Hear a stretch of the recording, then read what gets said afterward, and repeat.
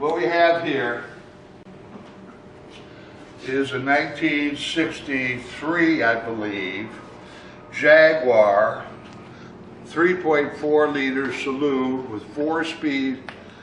gearbox